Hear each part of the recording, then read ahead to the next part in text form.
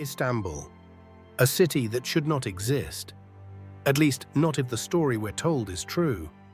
Look at the Hagia Sophia. We're told it was built in just 6 years, between 532 and 537 AD. 6 years. Think about that. In the so-called worst year to be alive, 536, when volcanic ash blacked out the sun, when famine and plague devastated the world, somehow peasants and priests were raising one of the greatest architectural wonders in history. Does that sound like a miracle or like a cover story? They call it a church, a mosque, a museum. But look closer. The Hagia Sophia is something else. Its proportions are exact, its geometry sacred. Ratios align with whole numbers, with harmonics, avoiding irrational math. This isn't a temple, it's a machine, a mathematical instrument in stone. And yet the official history is repeated in every textbook. Built in 6 years, by unskilled workers. In the middle of a catastrophe. Convenient, isn't it? In 2013, ground-penetrating radar scans beneath the Hagia Sophia revealed something strange. Hollow chambers, subterranean passages, vaults that no tourist has ever walked. For a moment, it seemed the mystery would finally be solved. But then, the scans were stopped, the results sealed. Access denied. Why?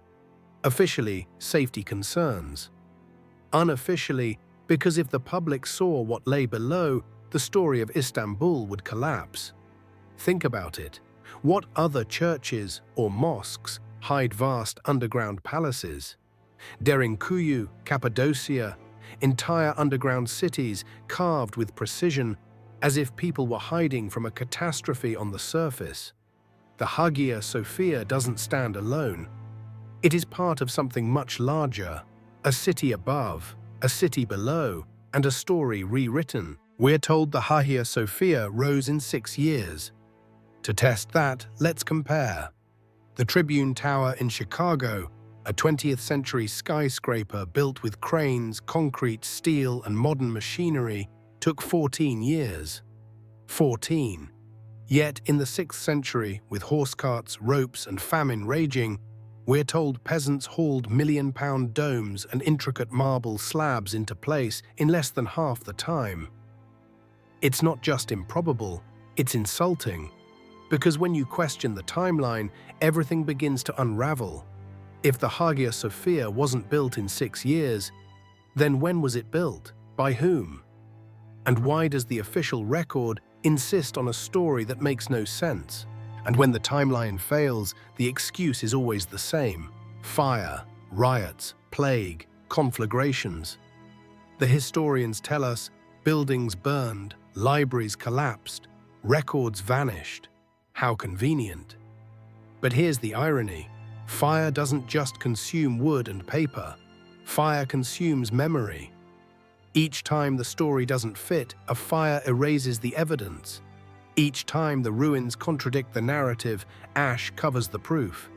And when the flames die, the winners write a new story. One that fits.